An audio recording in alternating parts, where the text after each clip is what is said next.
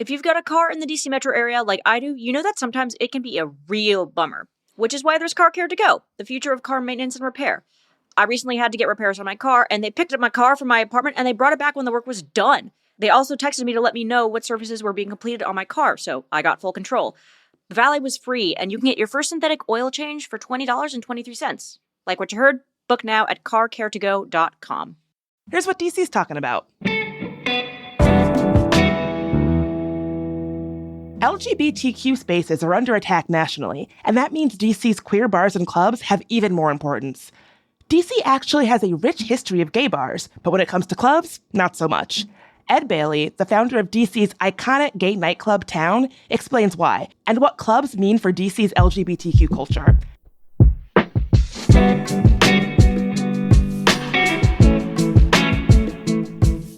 Today is Wednesday, March 29th. I'm Bridget Todd, and this is CityCast DC.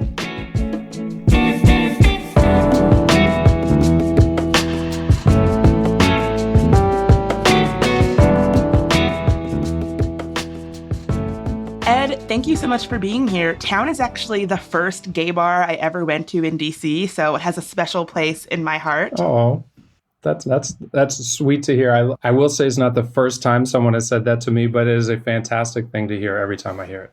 So tell us a little bit about the gay clubs that exist in DC. Where are they and how long have they been around? I think contrary to popular belief, there are a bunch of them.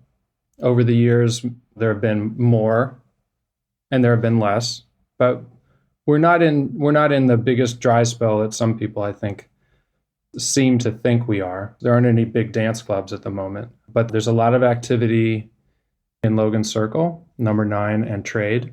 There's Green Lantern, and a number of the restaurants and smaller like pub businesses in Logan Circle are very kind of queer friendly. So Logan Circle certainly has a hub. U Street certainly has a hub. There's Uproar, there's Dirty Goose, there's Kiki, Nellie's has been there for a number of years.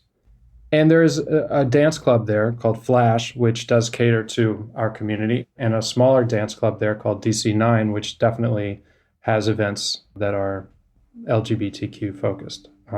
Capitol Hill still has some activity, brand new bar there, As You Are bar, great addition to the whole ecosystem of the city. Those are kind of the larger operating bars at the moment. Yeah, it's interesting that you mentioned that there are more of them than people maybe think. We at CityCast DC got a question from a listener that we thought was pretty interesting. He says that there are a fair amount of gay bars in the area, but also a fair amount of gay clubs that have closed in the district over the last 10 years. Why do you think that is? And how do you think it adds to this perception that there aren't a lot of gay spots in DC? I think the perception is pretty simple to explain. I mean, I think the smaller a bar is, the more niche it is. So many segments of our community don't even consider that as a place, or maybe even haven't heard of it because none of their friends go there. So that's certainly part of that process. But it is a true statement that there are no larger, more generally across the board, well-known places. Town closed in 2018, and since then, obviously, we've also dealt with other things as a society that have led to other issues for bars and nightclubs. I mean, I think the larger issue is that in order for a big nightclub to actually be big, it has to be in a place where it can be big, which means it's going to be in a part of town that probably is less developed. And then eventually, those big spaces become very valuable commodities, especially if those neighborhoods have somehow been introduced to more people through the actual nightclub existing in the first place. Where have you seen that happening? Can you give me an example of where that has happened in the city? Well, that is what happened to Town. When we opened Town in 2007, there was nothing in that little neighborhood where we were. And Nellie's had been open for about 3 or 4 months. And there was 1 or 2 kind of fast food places and a couple Ethiopian bars on 9th Street right there. But that was it in that neighborhood. And then while we were there, the development started to take place in a kind of large way. And Before you knew it, we were surrounded by buildings with hundreds of units and apartments that were renting for $4,000 a month. And, you just like looking around like, how did this happen?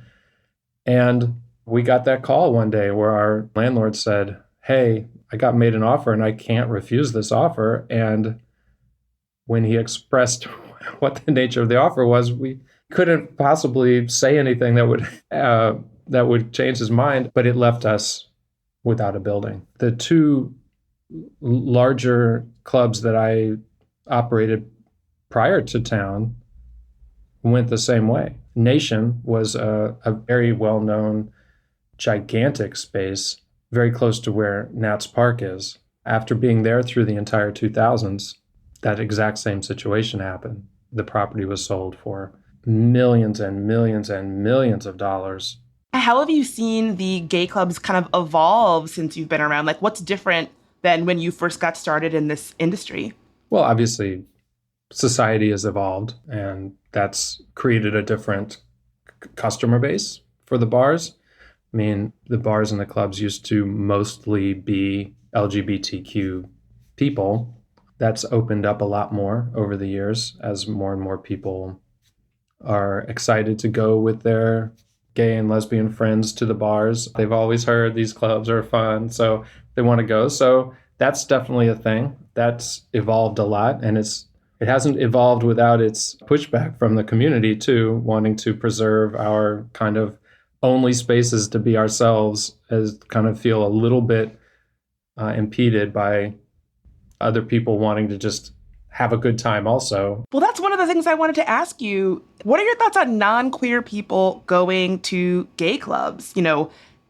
It's so important that the queer community has these spaces that are really just for us, but so many people want to have a good time with their friends as well. Like, what are your thoughts? It's so difficult. I mean, honestly, I do this so that people can have a good time, right? That's the whole reason, the whole passion behind doing everything that I do is the thrill of knowing I've kind of tried to figure out how to provide this opportunity for people to have a good time, enjoy themselves, and have a kind of better quality of life because of it. Now, that happens to be firmly planted in our community. Like that's the goal. Like, what a lot of my straight counterparts in the nightclub business, the bar business, don't always understand is that queer spaces are not just a business. In our world, it's about creating an actual safe, community-based center for our community to be able to go and enjoy themselves, but also meet people in an environment where you can be who you are in a way that doesn't really exist in a lot of other spaces, certainly not in public spaces.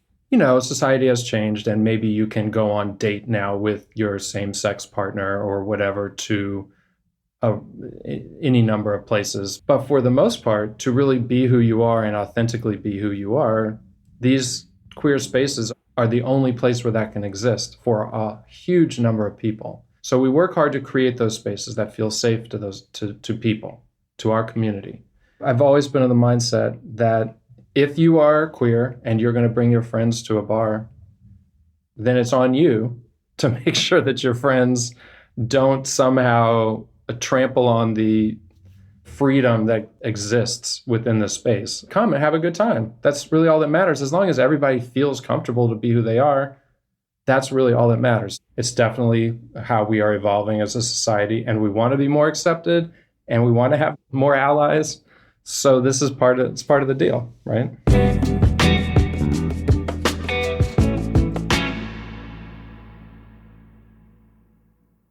If you live in the DC area, you've probably been to one or two Smithsonian museums. Let's be real, probably only when visitors come to town. But here's a chance to explore a side of the Smithsonian that you haven't seen on a rainy day or school field trip. Side Door, the podcast from the Smithsonian, will sneak you behind the scenes of the nation's largest museum and research complex for stories of history, science, art, and culture you won't find in the display case. You'll hear about the ghosts that supposedly haunt the halls of the museum after dark, the puzzling sex lives of giant pandas, and what it's like to run a marathon in space.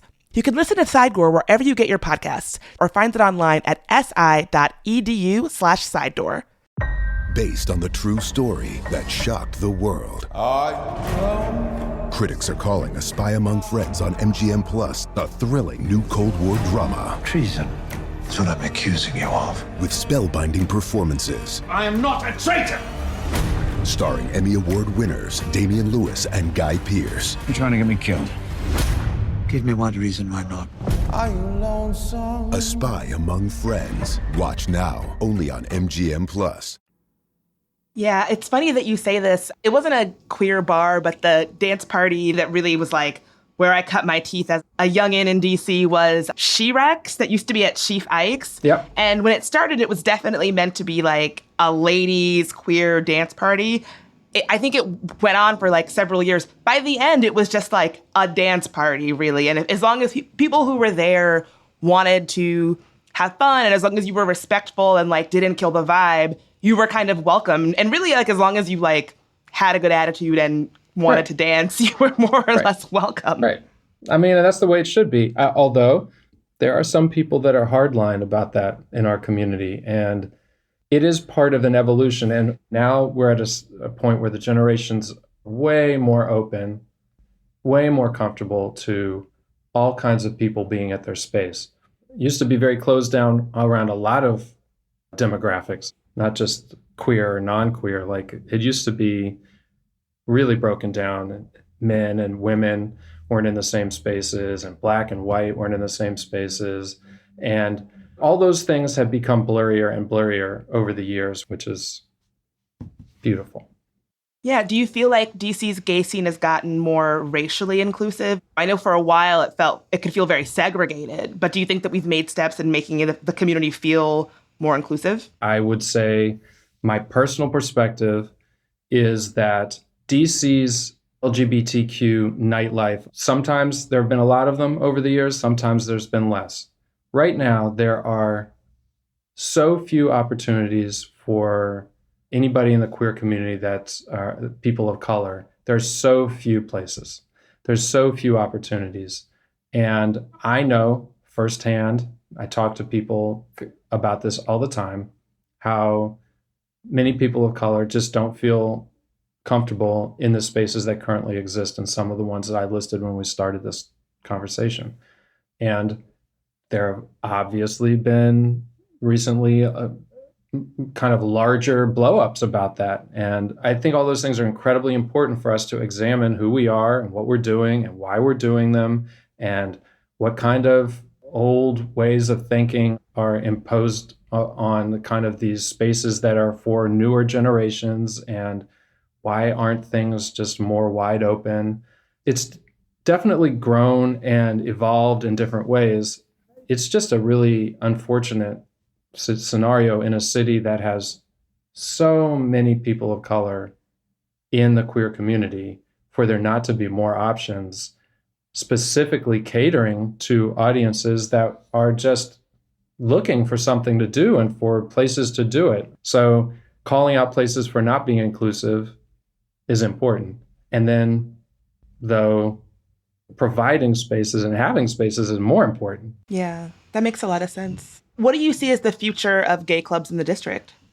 Well, let me just say first, I'm glad to just have survived the pandemic. The way we operated our businesses was to always be looking ahead and looking to the future. But starting in 2020, we kind of stopped doing that. We stopped looking ahead because we were having to just make sure we could do what we had to do to be open. Our approach changed for a couple years, where we just stopped forward thinking. But now that we're on the other side of it, we are able to look forward a little more, not just with our businesses, but with projects that we did start in 2019 to try to build a new town nightclub. I mean, it's coming back? It's coming back. I don't want to misspeak and say town nightclub. It is us, and we were town nightclub, and we are going to open something new. And it's going to be its own thing, but we're certainly going to apply all the principles and experiences we had at town to what we do in the new space. But we signed a deal in 2019. The landlord is still working on the building to get the building ready to deliver to us for us to then build the nightclub. The building it's an old church It was built in 1891. And so it's taking a lot of work to get it structurally sound to the point that it can handle what we're going to do in there. Then we're going to go in and build a nightclub and hopefully give DC just a little bit more of something to do on their weekends and bring back kind of a large dance experience, hopefully. So, Oh, I can't wait. I mean, And you can't wait. I mean, come on. I mean, I'm sure you can't wait. Right. Okay, Ed, I have one last rapid fire question for you. Okay. You've been in the business for so long, decades. Give me one of your favorite memories from being in the DC gay nightlife scene. A lot of the things that I immediately go to involve people who I cannot mention at all, but they're Let's not get anybody in trouble. right. So that's immediately where my head goes, because there are a lot of those stories over the years. So, all right, here's a story. So when we were at Trax and we were operating Trax, it was over the time in 1993 when there was a March on Washington. This is kind of one of the larger events to ever happen politically in the LGBTQ world. So what we decided to do over the weekend that this was happening, we had a 72-hour party on Washington. So we opened on Friday and we did not close until Monday. And we did this so people had a place to be, they had a place to go. There were people that slept there. There were people that just came and this is where they could eat and hang out. And it was at least someplace that they could feel safe and comfortable. So during that time, we had multiple DJs that played from all over the country that played a set, and then someone else would play, and then someone else would play, and it just kept going the whole time. And certain areas were closed down during certain hours or certain times. But that was an amazing experience just to create that kind of moment for Washington. But also, as we were gearing up for that weekend, I walked the neighborhood where Trax was, and I came upon this building that was an old boiler plant and incredibly industrial and interesting, but had since stopped being used. I knocked on the door, and a guy that was the custodian of the building he was like, okay. And he let me in, and I walked around, and I couldn't believe what I was seeing. It was this kind of unbelievable space. We were like, maybe there's something to do here. Well, that building became what was called the Capitol Ballroom. Capitol Ballroom eventually became Nation, the giant nightclub that then kind of dominated the scene of the city for almost a decade. So that all just kind of happened within the span of my career in a kind of interesting way. That's fantastic. First of all, just the fact that y'all were part of history in that way for the 1993 March on Washington, and then how almost by happenstance that would go on to be the foundation of Nation, like such a iconic DC spot. Yeah, it really just, that's a weird part of the fabric of my career. It's incredible. Ed Bailey, thank you so much for being here. Looking forward to the new iteration of Town. I hope you are. I hope everybody's not tired of waiting. It's coming, I promise.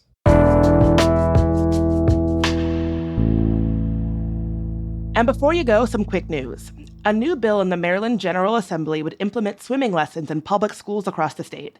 The bill aims to end swimming disparities among Black and white children and promote general water safety. DC Public Schools launched a similar program in 2017. Meanwhile, cue the Office It's Happening meme. The Josh Harris and Mitchell Rails Group, which now includes Magic Johnson, officially submitted a fully financed bid that meets Dan Snyder's $6 billion asking price for the Commanders. The potential sale comes amid plummeting popularity, as only 15% of people in the DMV consider it their favorite team. And finally, the workers at Solid State Books are planning to unionize. If successful, they would be the second bookstore in DC to do so, after Politics and Prose unionized in September. Solid State Books only has one location and says every eligible worker supports the effort to unionize. They're calling on management to immediately recognize the union so they can begin negotiating the first contract ASAP. And today's DC Life Hack is... if you want to score food at a Michelin-starred restaurant, you might not have to wait forever for a reservation. Show up and see if you can get a seat at the restaurant's bar. Our producer, Julia Karen, did just that at Albi recently and was able to grab dinner and a drink with her mom after only waiting 15 minutes. So go forth and get that food.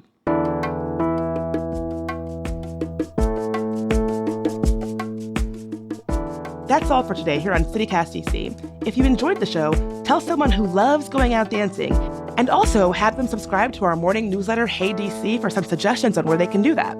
We'll be back tomorrow morning with even more news from around the city. Talk to you then.